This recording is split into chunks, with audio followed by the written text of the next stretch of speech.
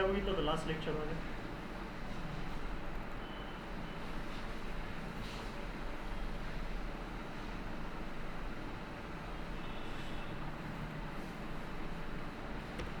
बोला.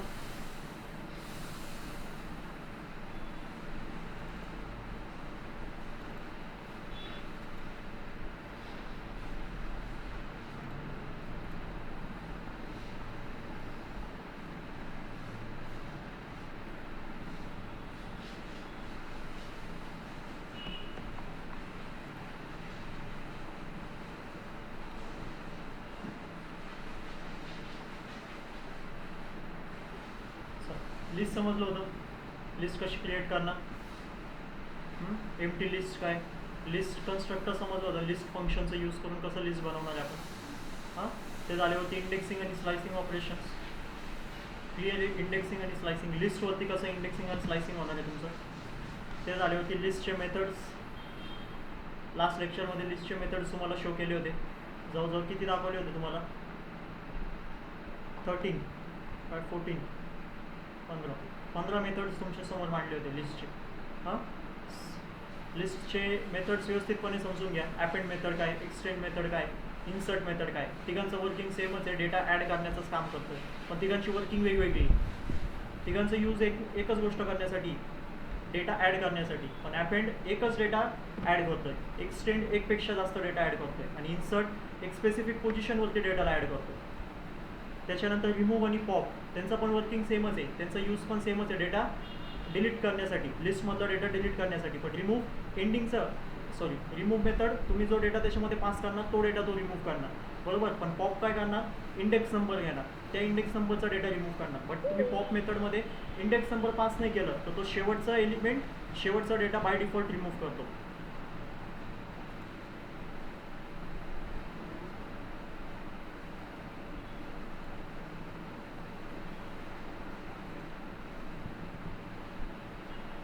ठीक आहे.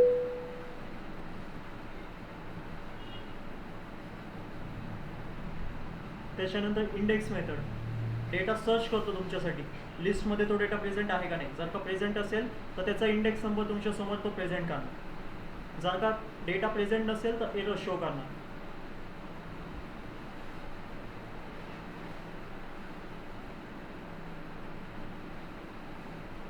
काउंट काय करतो? डेटा किती वेळा प्रेझेंट आहे पूर्ण लिस्टमध्ये ते तुम्हाला काउंट देणार आहे. रिव्हर्स, पूर्ण लिस्टला रिव्हर्स फॉर्ममध्ये प्रिंट करणार तुमच्यासाठी. त्याच्यानंतर लेंथ फंक्शन, टोटल किती एलिमेंट्स प्रेझेंट आहे लिस्टमध्ये त्याचा काउंट देणार. सम, मॅक्स, मीन हे फंक्शन्स काय करणार? बेसिकली तुमच्या लिस्टमधलं पूर्ण सम कॅल्क्युलेट करणार, मॅक्झिमम एलिमेंट, मिनिमम एलिमेंट तुम्हाला काढून देणार, म्हणजे डेटा.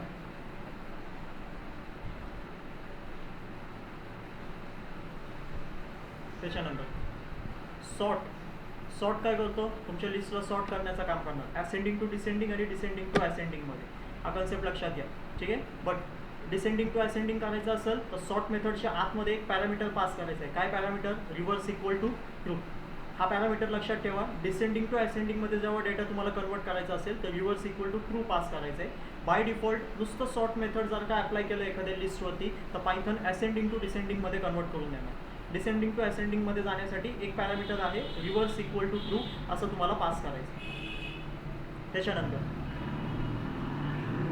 जे सॉर्ट मेथड होतं ते डायरेक्टली ओरिजिनल लिस्टला चेंज करतो. लिस्ट आपलं काय? म्युटेबल ऑब्जेक्ट आहे, म्हणजे आपण डायरेक्टली ओरिजिनल लिस्टला चेंज करू शकतो. एकदा की तुम्ही लिस्ट बनवली, त्या लिस्टवरती तुम्ही जे पण काही ऑपरेशन्स परफॉर्म करणार ते ओरिजिनली लिस्टवरतीच अप्लाय होणार. लक्षात घ्या, डायरेक्टली ओरिजिनल लिस्टलाच एफेक्ट होणार. सपोज जर का तुम्ही लिस्टचं सगळे कॅरेक्टर्स कॅपिटलमध्ये कन्वर्ट करताय, तुम्हाला एक क्वेश्चन दिलं होतं सगळे कॅरेक्टर्स कॅपिटलमध्ये कन्वर्ट करा, तर ओरिजिनल लिस्टचे सगळे एलिमेंट्स तुमचे कॅपिटलमध्ये कन्वर्ट होते. लक्षात द्या, तुम्ही जे पण ऑपरेशन्स परफॉर्म करताय ते डायरेक्टली ओरिजिनल लिस्टवरती होत आहे. लिस्टमध्ये आपण टोटल 15 मेथड्स स्टडी केलेले. ते 15 मेथड्सपैकी तुम्ही कोणताही मेथड लिस्टवरती अप्लाय करा, तुमचे डायरेक्टली ओरिजिनल लिस्टमध्ये चेंजेस तुम्हाला दिसणार. तुम्ही ॲड करा एलिमेंट, रिमूव्ह करा, तुमच्या ओरिजिनल लिस्टमध्येच ॲड होईल, नाही तर रिमूव्ह होईल. तुम्ही क्लिअर करा तुमच्या लिस्टला, सगळे एलिमेंट्स एकसोबत डिलीट करा, पूर्ण लिस्ट तुमची एम्प्टी लिस्ट होऊन जाईल. सो एक गोष्ट लक्षात घ्या, ओरिजिनल लिस्टवरतीच तुमचं सगळं जो ऑपरेशन्स आहे तो परफॉर्म होणार आहे. तुम्ही जेवढे पण ऑपरेशन्स परफॉर्म करणार आहे ते सगळे ओरिजिनल लिस्टवरतीच. त्याच्यानंतर येतो आहे सॉर्टेड फंक्शन. सॉर्टेड फंक्शन काय करतो आहे?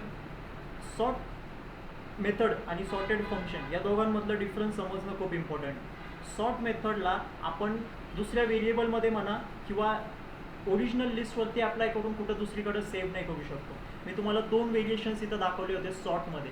सगळ्यात पहिलं व्हेरिएशन काय होतं, मी प्रिंट फंक्शनच्या आतमध्ये, स्क्रीनकडे बघा, प्रिंट फंक्शनच्या आतमध्ये मी सॉर्ट मेथड अप्लाय करत होतो एखाद्या लिस्टवरती.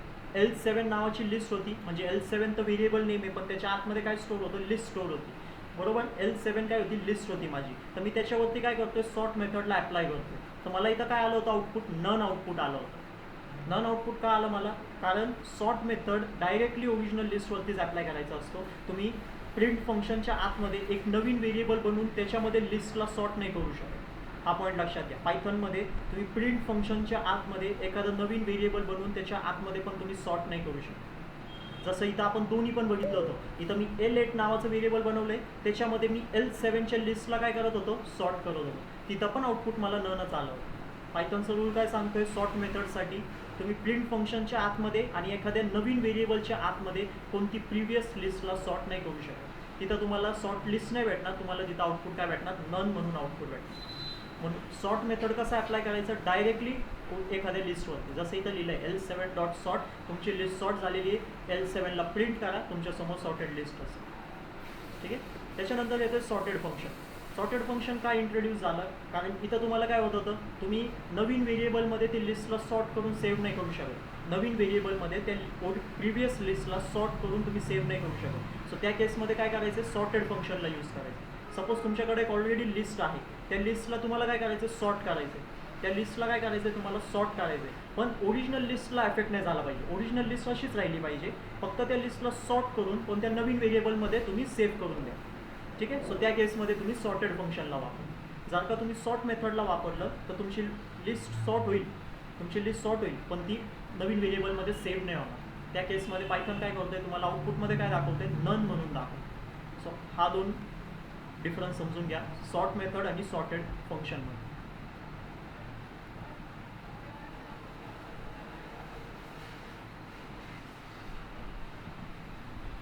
ठीक आहे. त्याच्यानंतर आपण बघितलं होतं क्लिअर काय करतो, सगळे एलिमेंट्सला क्लिअर करून टाकतो. लिस्टमध्ये जेवढा डेटा प्रेझेंट आहे ते क्लिअर होतो. त्याच्यानंतर होतं लिस्ट कन्कॅटिनेशन, म्हणजे की तुम्ही 2 लिस्टला मर्ज करू शकता, जॉईन करू शकता. जसं आपण स्ट्रिंग कन्कॅटिनेशन बघितलं होतं, जिथं की आपण 2 स्ट्रिंगला जॉईन करत होतो, सेम तुम्ही लिस्टला पण जॉईन करू शकता. एक लिस्टच बनेल, आपण इथं 2 लिस्ट क्रिएट केली होती, त्याच्या जागी काय बनेल, एक सिंगल लिस्ट बनणार आणि त्याच्यामध्ये 1 2 3 4 5 6 सगळं एकाच लिस्टमध्ये पुट केलं होतं.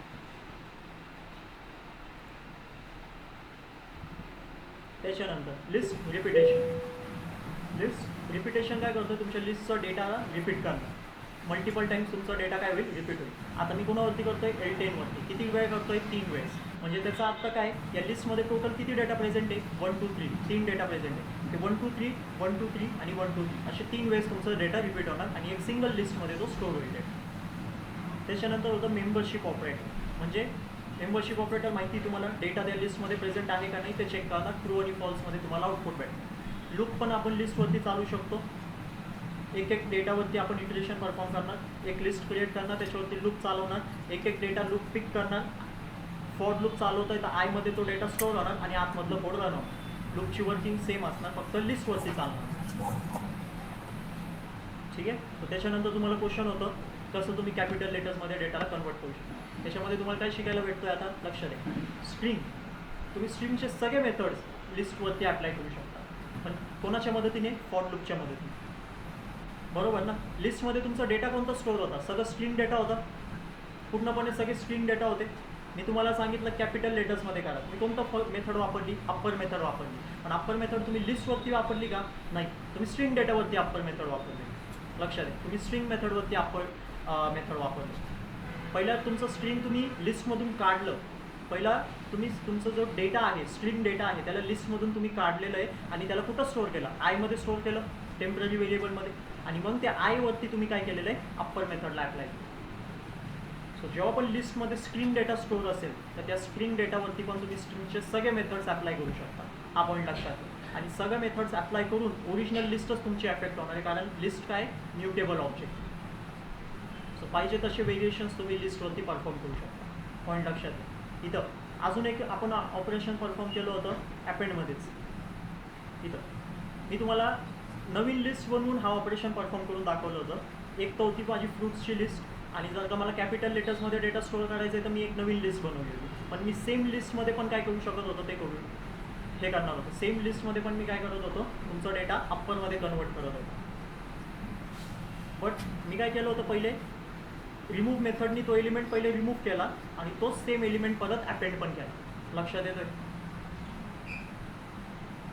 आता त्याच्यामध्ये एक गोष्ट अजून तुम्ही करू शकता, कधी लक्ष दिलं असेल या मेथड्समध्ये, तर सायली माईक ऑफ कर ना.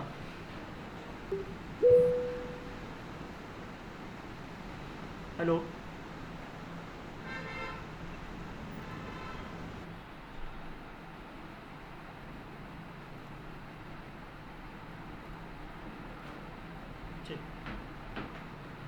जेव्हा हा कोड रन केलं होतं तेव्हा एलिमेंट तुमचं रिमूव्ह झालं, पण जो अपेंड होणार आहे एलिमेंट तो कुठं होणार आहे? लास्टला होणार आहे. लक्ष दिलं होतं? 3 एलिमेंट माझे अप्पर केसमध्ये कन्वर्ट झाले होते आणि 2 एलिमेंट माझे कन्वर्टच नव्हते झाले. काय नव्हते झाले? सर समजा आता ऍपल हा 0 इंडेक्सला आहे हां. आणि ऍपल हा पण रिमूव्ह केला. तो रिमूव्ह केल्यावरती तो ऑरेंज 0 इंडेक्सला येणार आणि आय हा खाली आला, तो अपेंड झाला मग तो शेवटला गेला. मग तो शेवटला गेल्यावरती तो पहिलं 0 याच्यावरती चालला, नंतर मग आय 1 घेणार. मग 1 घेतल्यावरती ऑरेंज घेतलं, ऑरेंज खाली आला, तो हे झाला, त्या ऑरेंज जागेत ग्रेप्स आलं. मग आपण 1 इंडेक्सला चालवलं होतं, मग तो ऑरेंज शेवटला जाणार आणि ग्रेप्स 1 मध्ये होता, मग आपण 2 वरती जाणार ना. मग 2 हा बनाना नाही ग्रेप्स आहे, मग ग्रेप्स अप्पर येणार. मग तो ऍपल आणि ऑरेंज हा स्मॉल राहील. ऑरेंज नाही सर, ग्रेप्स नाही. बरोबर आहे, कन्सेप्ट बरोबर लावलंय. आधी ऍपल येणार, तो लास्टला जाणार, ऑरेंज 0ला येणार, नंतर ग्रेप्स येणार, ग्रेप्स अप्पर मध्ये जाणार. हा बरोबर. मग बनाना पुढे येणार, मग तो 1 वरती आला. 1 ची कन्सेप्ट आपण केली, मग ते 1 वरती नाही जाणार, मग तो 2 वरती जाणार. मग म्हणून ते स्मॉलच राहील. समजलं? नाही समजलं तुम्हाला? हा ऑपरेशनमध्ये 2 माझे एलिमेंट का स्मॉल केसमध्येच राहिले? हा क्वेश्चन पण दिला जातो.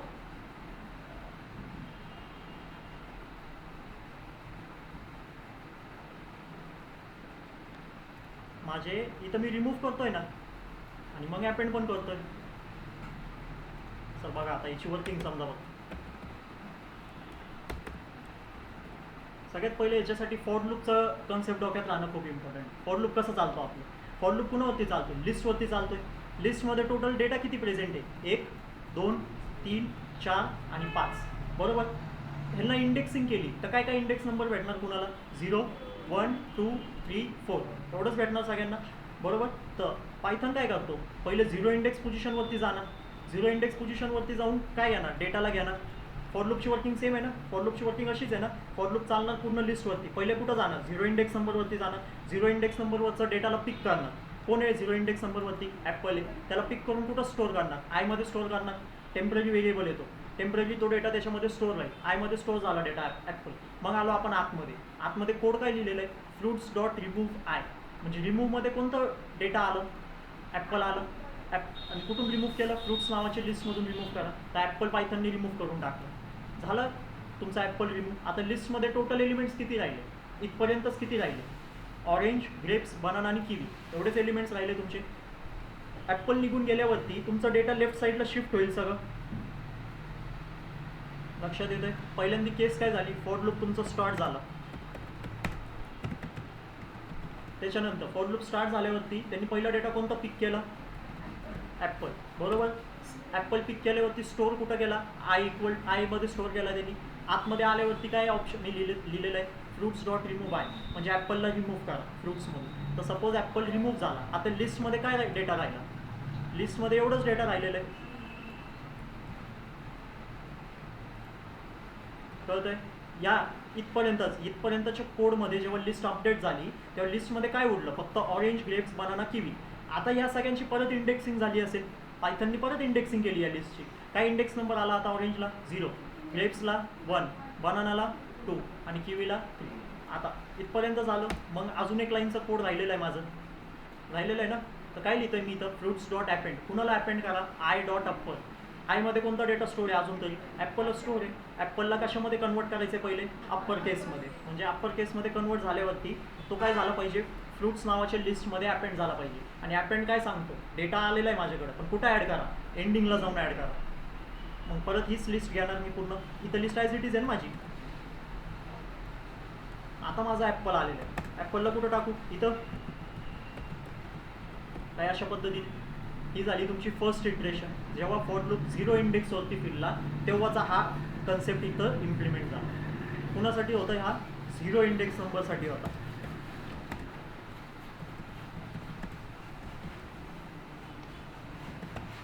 आता पायथन कुठं गेला? फॉर लूप परत एकदा चालू झाला. आता तो कुठं गेला? फर्स्ट इंडेक्स नंबरवरती गेला ना. आणि फर्स्ट इंडेक्सवरती आता डेटा कोणता आहे? ही लिस्ट राहिली होती शेवटी. फर्स्ट इंडेक्सवरती डेटा कोणता आहे? ग्रेप्स आहे. तो ऑरेंजकडे बघणार का? तो नाही बघणार ऑरेंजकडे. तो फर्स्ट इंडेक्सकडे जाऊन थांबणार. फर्स्ट इंडेक्सला कोण आहे? ग्रेप्स. आता मी खाली आलो, रिमूव्ह आय केलं. काय केलं? रिमूव्ह आय केलं. म्हणजे ग्रेप्स पण निघून गेला. ग्रेप्स निघून गेल्यावरती हा सगळा डेटा त्याच्या लेफ्ट साईडला शिफ्ट होईल पहिले. येतोय लक्षात? कोण घेतलं यांनी आता? ग्रेप्स घेतला. हां, फर्स्ट इंडेक्सवरचा डेटा घेतला ग्रेप्स. आता ग्रेप्स घेतल्यावरती काय सांगतोय मी? रिमूव्ह करा. कुणाला? ग्रेप्सला रिमूव्ह करा. एकदा की ग्रेप्स तुमचा रिमूव्ह झाला की त्याच्यामध्ये डेटा काय होतोय मग? पहिल्यांदा तर ऑरेंज असंच राहील, कॉमा. आणि आता बनानापासून ते मी ॲपलपर्यंतचा डेटा सगळं पिक करतो आणि इथं परत एकदा आणून ठेवतो. आता नेक्स्ट काय होतं? आयला अप्परमध्ये करा आणि फ्रुट्समध्ये अपेंड करा. झालं, इथं आलं ग्रेप्स तुमचं. हा सेकंड इटरेशन तुमचा कम्प्लीट झाला. म्हणजे फर्स्ट इंडेक्स आहे. आता पायथन पुढे जाणार, सेकंड इंडेक्सवरती जाणार. सेकंड इंडेक्सवरती डेटा काय राहिलेला आहे? किवी. बनाना पण तसंच राहणार तुमचं. किवीला घ्या ना, परत सेम ऑपरेशन परफॉर्म करणार. म्हणून तुमचं काय राहिलं? फक्त ॲपल राहिलं, किवी राहिलं आणि ग्रेप्स राहिलं. आणि तो ॲपलकडं पण आला. तो कुठं होतं? किवीकडं होतं. किवीकडं पण आला. किवीला पण त्यांनी पहिले रिमूव्ह केलं असेल, मग अपेंड केलं. ते झाल्यावरती परत डेटा असं शिफ्ट झालेलं आहे. ॲपल तसंच राहिलं. ग्रेप्स इकडं आलेले. ग्रेप्स पण परत सेम कंडिशनमध्ये गेला. कळत आहे तुम्हाला कशी वर्किंग झाली? म्हणून तुमचं 2 डेटा काय राहिलं इथं? कधी कमिटच नाही झालं. येतं जेव्हा असं क्वेश्चन तुम्हाला विचारलं जाईल तेव्हा तुमचं 2 डेटा का अप्पर केसमध्ये कन्वर्ट नाही झाला? त्याच्या मागं अप्पर केसमध्ये का कन्वर्ट नाही झालं त्याचा लॉजिक कुठं आहे? तुमचं फॉर लूपमध्ये. तुम्हाला फॉर लूपला अंडरस्टँड करणं खूप महत्त्वाचं आहे. पायथन फॉर लूपला कसं चालवतं तुम्हाला इथून ते पण शिकायला भेटतं. पहिले 0 इंडेक्स, मग फर्स्ट इंडेक्स, सेकंड इंडेक्स. आणि हा कन्सेप्ट फक्त लिस्टमध्येच नाही. तुम्ही टपल घ्या, तुम्ही सेट घ्या, तुम्ही डिक्शनरी घ्या, स्ट्रिंग साधा कन्सेप्ट असेल त्याच्यामध्ये सुद्धा सेम प्रोसेसचा काहीच फरक नसेल. स्ट्रिंगमध्ये काय असेल? Total number of characters. कॅरेक्टर्सला एक एक पोझिशन नंबर देऊ. पहिले 0 इंडेक्स नंबरवर चालेल, मग फर्स्ट इंडेक्स नंबर, मग सेकंड इंडेक्स नंबर. कळलं का कन्सेप्ट? फॉर लूपचं वर्किंग कसं चाललं याच्यामध्ये? का तुमचे 2 राहिले या प्रश्नांचं उत्तर समजलं पाहिजे.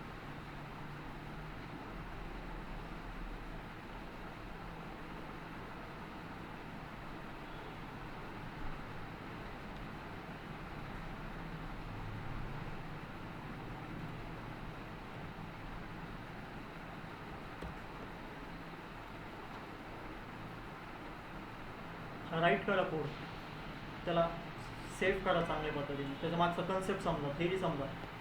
का तुमचे 2 अप्पर केसमध्ये कन्वर्ट नाही झाले? फॉर लूप कसं चाललं त्या लिस्टवरती?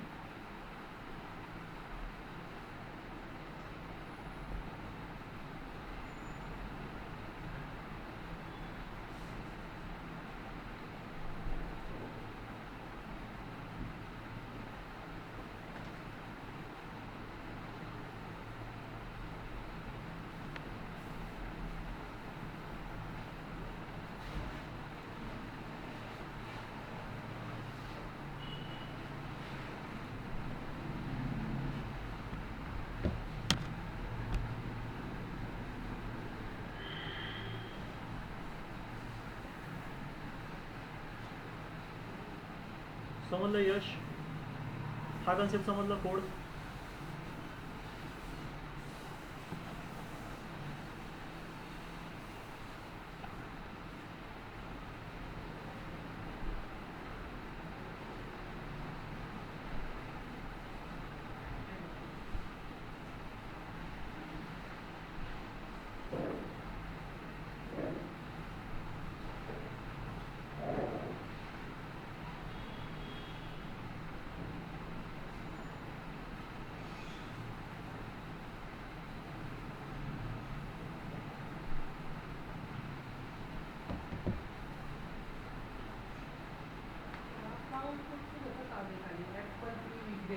हां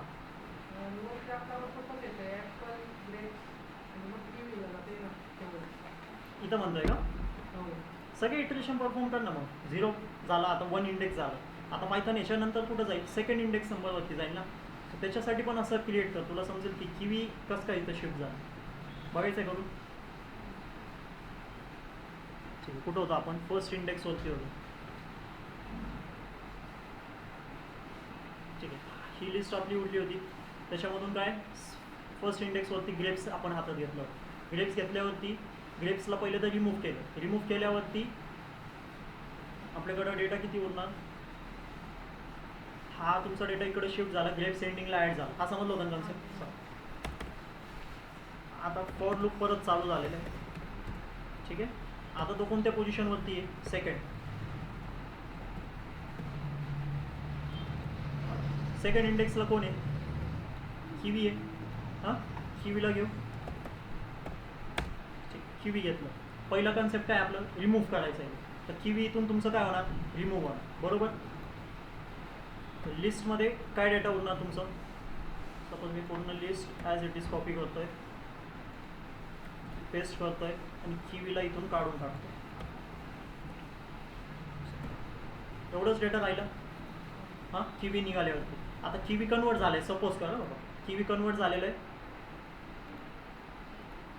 आणि इथं जाऊन तो ॲड झालेला हा झाला तुमचं इंटरेशन सेकंडसाठी त्याच्यानंतर फॉर लूप परत चालू झाले आता कोणता इंडेक्सवरती थर्ड इंडेक्सवरती काय डेटा घ्यायचा आहे तिकडून 0 1 2 3 ग्रेप्सला घेणार मी आता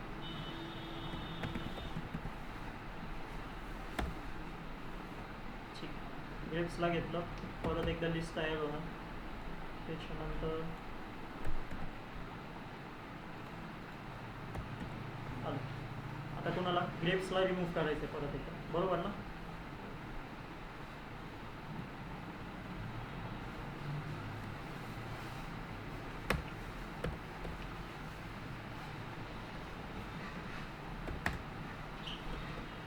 ग्रेप्स तुमचा रिमूव्ह झालेला आहे बरोबर आता ऑलरेडी तो अप्पर केसमध्येच होता तो परत तो डेटा कुठं होणार शेवटीला जाऊन सॉरी इन्सर्ट होणार काय अशा पद्धतीने आता फॉर लूप कुठं जायला फोर्थ इंडेक्सवर बरोबर समजलं नाही इथपर्यंत काय चुकलं याच्यामध्ये बरोबर ना फोर्थ इंडेक्सला कोण आहे 0 1 2 3 आणि 4 बरोबर 4ला कोण आहे ग्रेप्सच आहे पायथन कोणाला घेणार ग्रेप्सला घेणार हां ग्रेप्सला गेल्यावरती पहिली स्टेप काय रिमूव्ह करा तर या पोझिशनवरून तो ग्रेप्स रिमूव्ह होऊन जाईल बरोबर आणि परत नेक्स्ट आहे त्याच ग्रेप्सला परत ॲड करा तो परत तो शेवटीच ॲड होणार ना हीच लिस्ट होणार त्याच्या फोर्थ इंडेक्समध्ये काहीच नाही झालं फक्त ग्रेप्सच रिमूव्ह झालं आणि ग्रेप्स ॲड झाला परत आलं लक्षात आता का अशी लिस्ट आली आपल्या आता फिफ्थ 5वा इंडेक्स नाही आहे तर लूप टर्मिनेट होणार तुमचं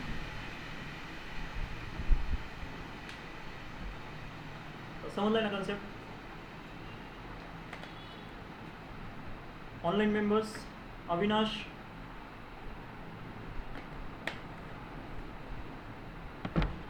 सायली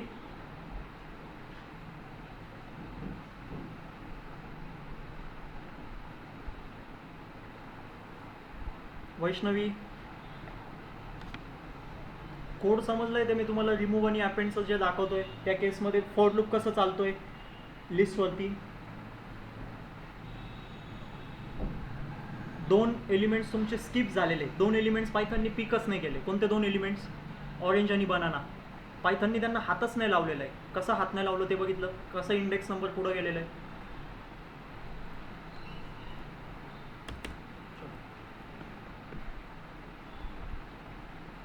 काय झालं आपलं आता लिस्टमध्ये मेथड समजले तुम्हाला सगळ्यांना सगळे लूपिंग समजलंय कन्कॅटिनेशन झालं रिपिटेशन झालं मेंबरशिपही झालं इंडेक्सिंग स्लायसिंग झाले लिस्ट कशी क्रिएट करायची ते पण झालं चला आता नेक्स्ट कन्सेप्ट आहे नेस्टेड लिस्ट दाखवली होती मी तुम्हाला की नाही दाखवली बघून घ्या.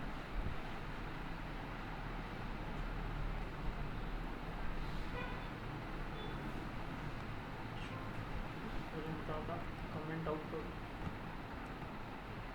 जाऊ पुढं. चला आता नेस्टेड लिस्टला व्यवस्थितपणे समजा. एक L1 नावाची लिस्ट बनवत आहे. नेस्टेड लिस्टचा अर्थ काय? नेस्टेड इफ स्टेटमेंट आपण स्टडी केलं. Nested for loop, nested while loop. काय होतं त्याच्यामध्ये?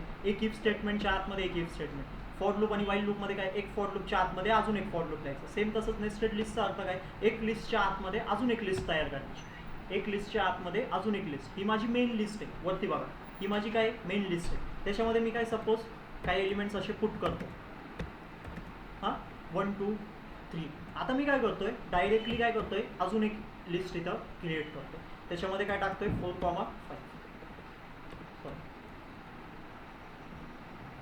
आता परत कॉमा देऊन मी काय करतोय? अजून एक लिस्ट क्रिएट करतोय. त्याला काय देतोय? 6,7. येतोय लक्षात? एका लिस्टच्या आतमध्ये मी किती लिस्ट बनवले? 2 लिस्ट बनवले. ही माझी पहिली लिस्ट आहे आणि ही माझी सेकंड लिस्ट आहे. पण कसे बनवले ते दोन्ही लिस्ट? मेन लिस्टच्या आतमध्ये अजून एक लिस्टच्या आतमध्ये ते कुठेतरी लाय करतात. तर हा कन्सेप्ट काय? नेस्टेड लिस्टचा कन्सेप्ट. म्हणजे की एक लिस्टच्या आतमध्ये दुसरी लिस्ट बनवायची. आता नेस्टेड लिस्टमध्ये पण काय असतो? इंडेक्सिंग असतो. नेस्टेड लिस्टमध्ये पण काय आहे? तुमची इंडेक्सिंग केली जाते. सो आता नेस्टेड लिस्टची इंडेक्सिंग कशा पद्धतीने होणार आहे ते व्यवस्थितपणे समजायचं. सगळ्यांनी लक्ष द्यायचं आहे.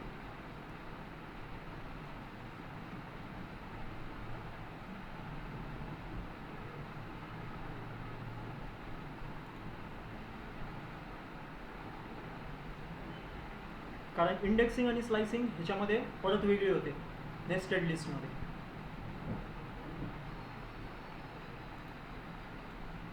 स्लाइस इंडेक्सिंगचा कन्सेप्ट सगळ्यांना क्लिअर आहे. आता स्ट्रिंगमध्ये शिकलोय, लिस्टमध्ये पण शिकलोय, ते डोक्यातच बसलं पाहिजे. लिस्ट काय होती आपली? ही नेस्टेड लिस्ट. त्यालाच कॉपी करतोय आणि तुमच्यासाठी इथं पेस्ट करतोय. हा काय होतं? माझं डेटा होतं.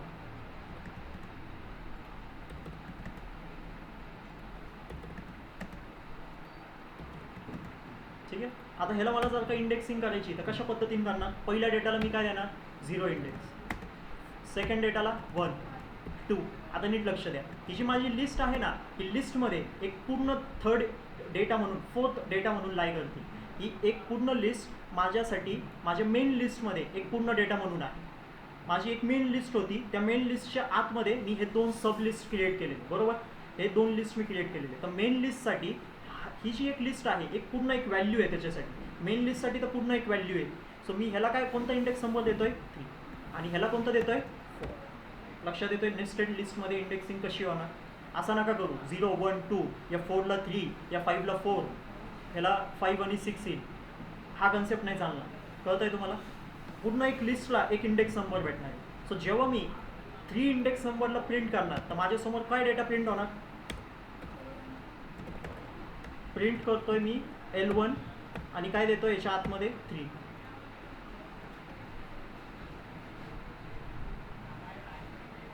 आउटपुटमध्ये काय येईल?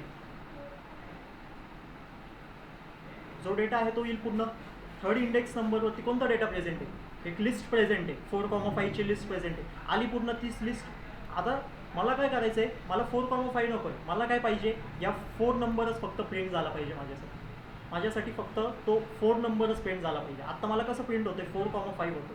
मला डेटा कोणत्या डेटाचा ॲक्सेस पाहिजे? फक्त 4 नंबरचा जो डेटा आहे त्याचाच ॲक्सेस पाहिजे. हा जो 4 डेटा आहे त्याचा मला ॲक्सेस पाहिजे.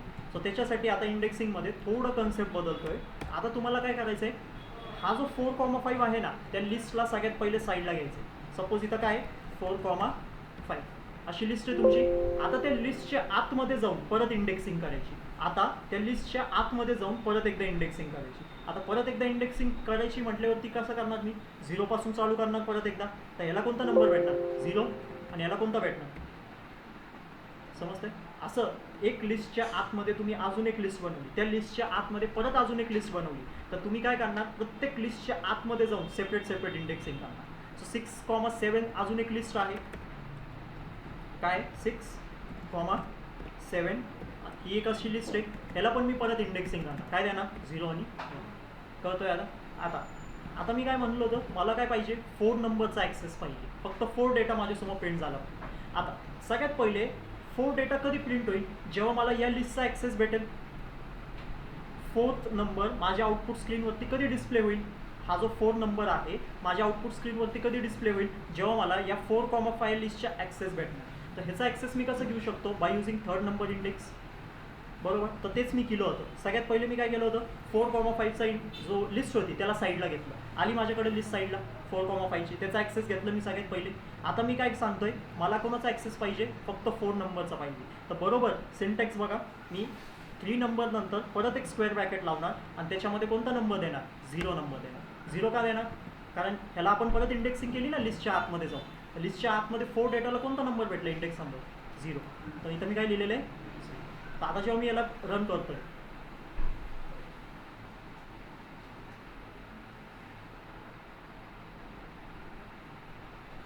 कोणता नंबर आले, 4 नंबर प्रिंट झाला. कळतंय नेस्टेड लिस्टमध्ये इंडेक्सिंग कशी होणार आणि डेटा कसं, एक स्पेसिफिक डेटा कसा ॲक्सेस करायचं.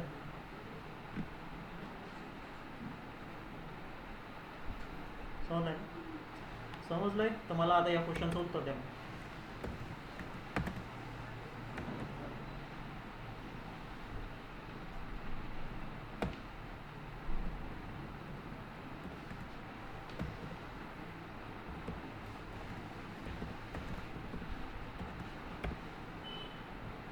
मला जर का हा 30 डेटा प्रिंट करायचा असेल तर मी इथं काय कोड लिहू, तुम्ही सांगा. कळतंय, मला काय पाहिजे, फक्त हा 30 डेटा पाहिजे. सो त्या केससाठी मी कोणतं कोड लिहू. यश बोला. हां, माझ्यासमोर 30 डेटा प्रिंट झाला पाहिजे, तर कसं प्रिंट करू त्याला.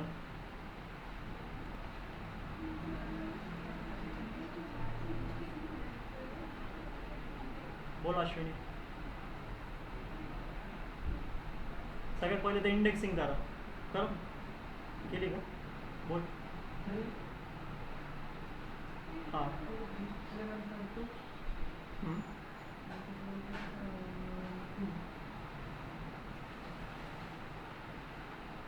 काय कसं लिहू कोड ते सांग. बोला ऋतुजा.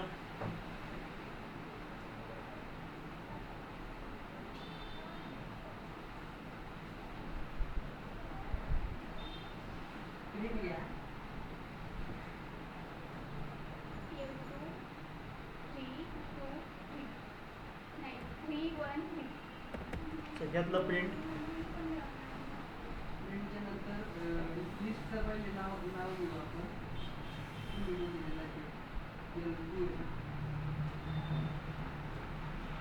L2 बोल बुवा.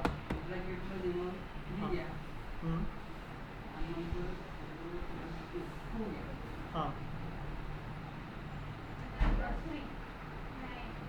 मला 30 पाहिजे ना.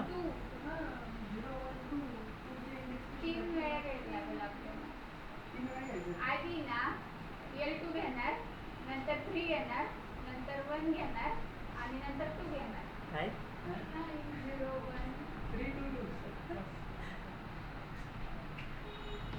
3 2 30 घ्यायचंय ना आपल्याला. एकदाच प्रिंट करायचं आहे बरोबर ना 3 2 2. हां 3 नाही 3 1 2. मग 4 ला 0 आणि 5 ला 1. त्याचा काय संबंध आला, आपल्याला ती पुढची लिस्ट प्रिंट करायची आहे. पण मग ती त्या लिस्टच्या आतमध्ये ना.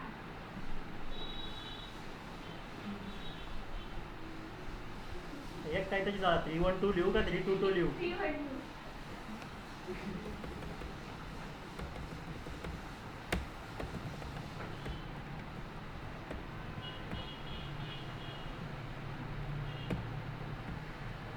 असंच ना. हां अजून एक लिस्ट बनवू का, ते 1च्या पुढंच लिहू.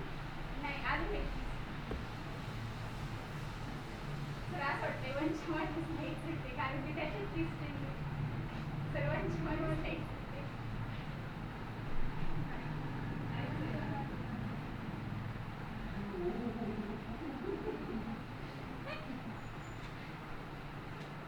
सर्वांमध्ये कॉमा देऊन पण नाही येणार. हा 1 मध्ये सर्वांच्या शेजारी परत अजून लिहिलंय का? चला. वन आहे ना, वनच्या मध्ये अजून एक लिस्ट घ्या आणि त्याच्यात टू टाका. काय काय पण नाही करायला लावलं मला.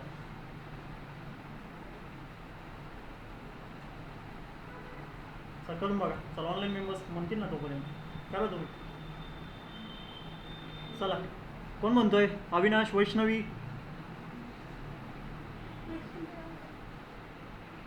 सायली. मला फक्त 30 डेटा प्रिंट करायचं आहे. कसं करू? मला कोड द्या प्लीज. काय ओपन देऊ?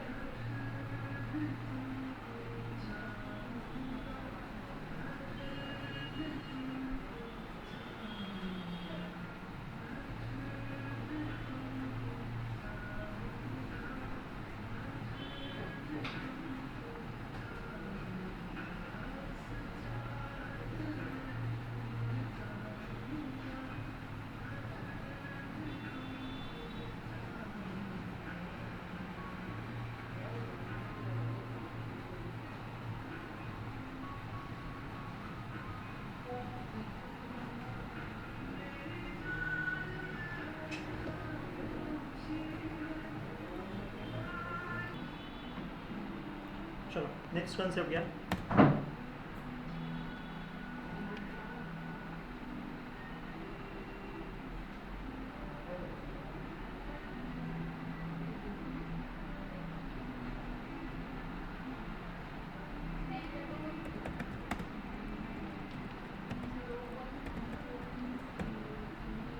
चलो लिस्ट कॉम्प्रिहेन्शन व्यवस्थितपणे समजायचं आहे. कॉन्सेप्ट खूप इम्पॉर्टंट आहे. हां वर्किंग समजा सगळ्यात पहिले लिस्ट कॉम्प्रिहेन्शनची कशी आहे. स्टेप बाय स्टेप तुमच्यासमोर वर्किंग लिहितो. त्या स्टेप बाय स्टेप तुम्ही पण नोट डाऊन करा कसं लिस्ट कॉम्प्रिहेन्शनची वर्किंग चालणार. ठीक आहे. आता लिस्ट कॉम्प्रिहेन्शनचा कन्सेप्ट काय काय नवीन कन्सेप्ट नाही. तुम्ही ऑलरेडी जो लिस्ट कॉम्प्रिहेन्शनमध्ये आपण कोड लिहिणार आहे ते तुम्ही ऑलरेडी शिकलेलं आहे. फक्त आपण त्याला काय करतोय थोडं शॉर्टमध्ये कन्वर्ट करतोय. थोडं शॉर्टमध्ये आपण तो कोड लिहिण्याचा प्रयत्न करतो. कॉम्प्रिहेन्शनचा अर्थच काय की शॉर्टमध्ये तुम्हाला काय करायचं आहे तुमचं कोड क्रिएट करायचं आहे. शॉर्टमध्ये तुमचं कोड लिहायचं. जिथं तुम्ही 5-5, 6-6, 7, 10 लाईनचं कोड लिहिताय तिथं तुम्ही लिस्ट कॉम्प्रिहेन्शनचा कन्सेप्ट यूज करून 2 लाईनमध्येच कोड तुमचं पूर्ण करू शकता. किती? 2च लाईनमध्ये. पण तो 2 लाईनमध्ये कोड कसं लिहिला जातोय कसं त्याचं वर्किंग चालतोय ते व्यवस्थितपणे समजायचं. सगळ्यात पहिले तुम्हाला नॉर्मल कोड लिहून दाखवतोय त्याच्यानंतर आपण तो कोड लिहू. सपोज माझ्याकडे काय एक लिस्ट आहे. आपली फ्रुट्सची लिस्ट घेऊ आपण परत. ही सेम लिस्ट. हां ह्याच्यावरती मी काय चालवतो एक फॉर लूप चालवतो.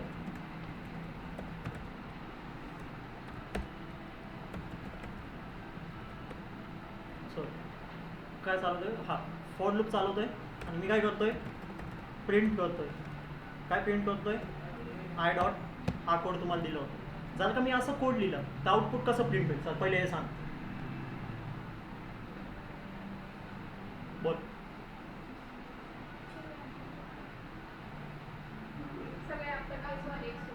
सगळे अप्पर केसमध्ये कन्वर्ट होतील. पण डेटा कसा येईल माझ्या आउटपुट स्क्रीनवरती? एका लाईनमध्ये येईल. कन्सेप्टच विसरून जातो तुम्ही. आलं? मी काय सांगितलं होतं मला लिस्टमध्येच पाहिजे तो डेटा. तर काय केलं होतं मी त्याच्यासाठी तो रिमूव्ह ॲपेंड ते सोडा तो वेगळा कन्सेप्ट होता. आता सांगा मला लिस्टमध्येच मला सगळे अप्पर केसमध्ये पाहिजे. असं एक लाईनमध्ये नाही आलं पाहिजे तो डेटा. काय करू? दुसरी लिस्ट क्रिएट करा. कशी बनवू ती दुसरी लिस्ट? एम्प्टी बनवू. सपोज L1 नाव देतोय आणि त्याला एम्प्टी लिस्ट टाकून देतोय. बरोबर. आता मग काय होतं L1 डॉट ॲपेंड. हां आतमध्ये तोच कोड असेल अप्परचं. बरोबर ना. आणि बाहेर येऊन मी माझं काय करणार कुणाला प्रिंट करणार? फ्रुट्सला करू का L1ला करू? बोला पटपट बोलायचं असतं.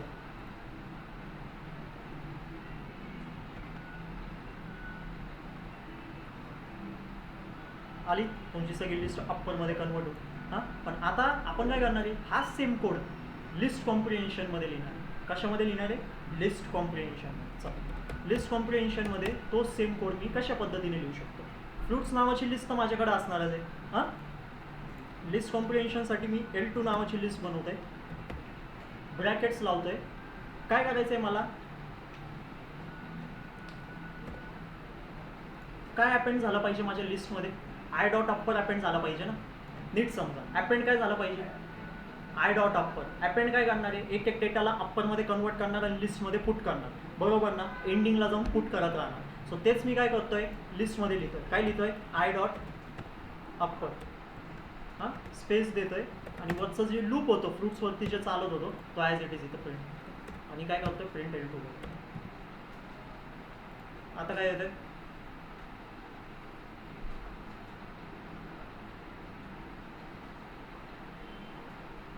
आली सेम लिस्ट परत एकदा. इथं तुम्ही काय काय केलं होतं हे लक्षात येतं आहे.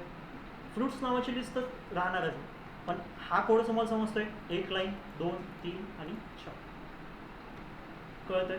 इथं तुम्ही एम्प्टी लिस्ट बनवली आणि मग तुमचं ऑपरेशन तुम्ही इथं काय केलं, परफॉर्म केलं. पण आपण सेम वर्क कशामध्ये केलं, एवढ्याच ह्याच्यामध्ये केलं. आता ह्याचा अर्थ त्यालाच आपण म्हणतोय लिस्ट कॉम्प्रिहेन्शन.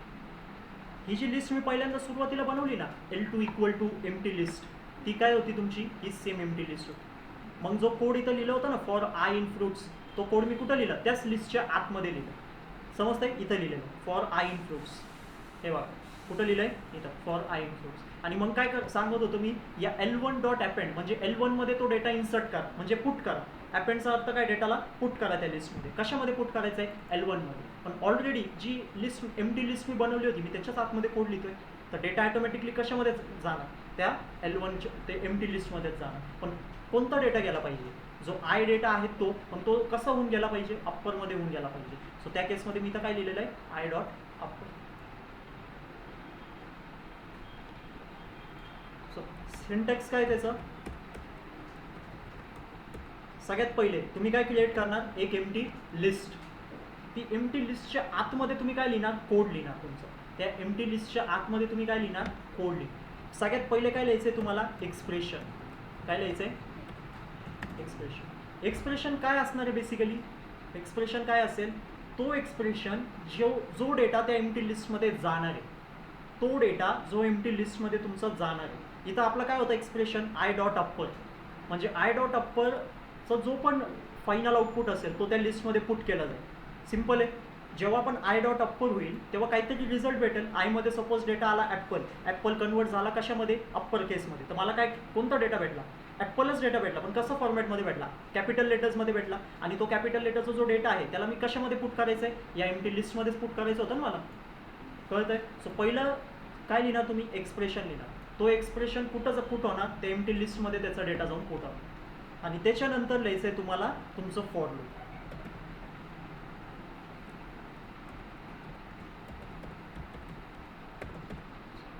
सिम्पल, हा तुमचं सिंटॅक्स.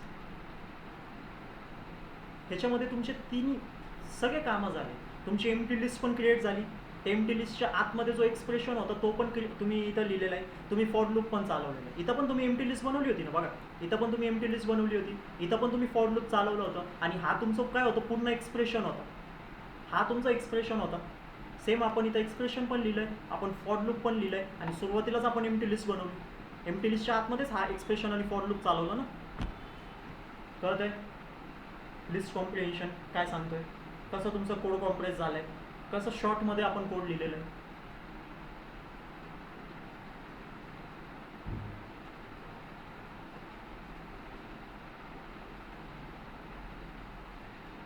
जेव्हा पण तुम्हाला असे स्मॉलर ऑपरेशन्स परफॉर्म करायचे असतील तेव्हा तुम्ही लिस्ट कॉम्प्रिहेन्शन मेथडचा यूज करू शकता. कोणत्या ऑपरेशनसाठी, स्मॉलर ऑपरेशनसाठी. जर का ह्याच्यापेक्षा जर का बिग कॅल्क्युलेशन्स तुम्ही करत असेल, एका फॉर लूपच्या आतमध्ये फॉर लूप किंवा फॉर लूपच्या आतमध्ये काही खूप मोठा कोड लिहित असेल, लॉंग कोड आहे तुमचं, सो त्या केसमध्ये लिस्ट कॉम्प्रिहेन्शन यूज करायचं नसतं.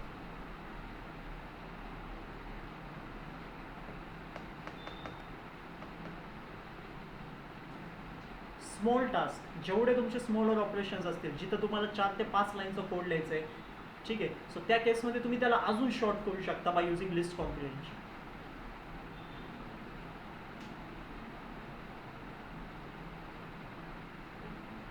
तुमचं कोड ऑप्टिमाइज होतोय, याचा फक्त फायदा काय, तुमचं कोड ऑप्टिमाइज होणार आहे, मेमरी स्पेस कमी यूज होणार आहे आणि जो एक्झिक्युशन आहे तो फास्ट होणार आहे.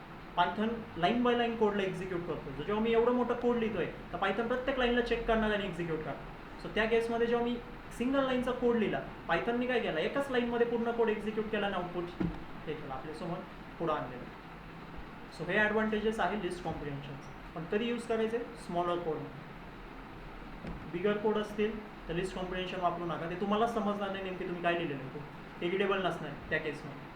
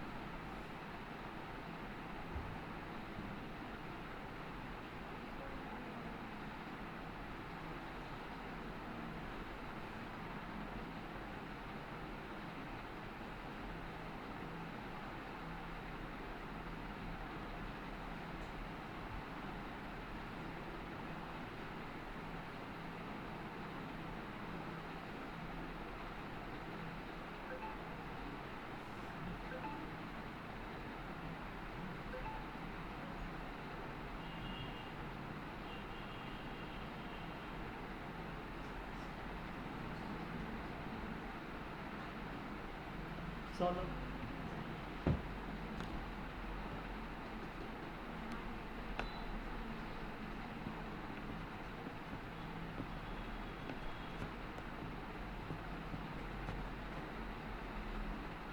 डिफरन्स समजलाय. हा कोड आणि या 2 लाईनच्या कोडमध्ये तुम्ही सेम कोड लिहिलेला आहे, फक्त या फॉर्मॅटमध्ये तुम्ही लिहिलेलं आहे. तुम्ही फक्त काय कन्सेप्ट राहिला इथं, आपण या पूर्ण ह्याच्यामध्ये कोणतं कोड नाही लिहिलं आहे, L1 डॉट अपेंड नाही लिहिलेलं आहे. नीट ऑब्झर्व केलं तर L1 डॉट अपेंड नाही लिहिलं. पण का नाही लिहिलं L1 dot append? L1 dot अपेंडचा अर्थ काय, जी एम्प्टी लिस्ट आपण इथं वरती क्रिएट केली होती त्याच्यामध्ये हा एक्सप्रेशन तुमचा गेला पाहिजे, बरोबर ना. पण आपण ऑलरेडी एम्प्टी लिस्ट बनवली आणि त्याच्या आतमध्येच कोड लिहिलेलं आहे. सो ऑलरेडी तो डेटा कुठं जाईल, एम्प्टी लिस्टमध्येच जाईल. सो त्या केसमध्ये आपण L1 डॉट अपेंड नाही लिहिलं. बाकी सगळं सेम आहे आपलं, फक्त एका लाईनमध्ये कोड लिहिलेलं. लाईन बाय लाईन लिहिण्यापेक्षा एका सिंगल लाईनमध्ये आपण कोड लिहिलं.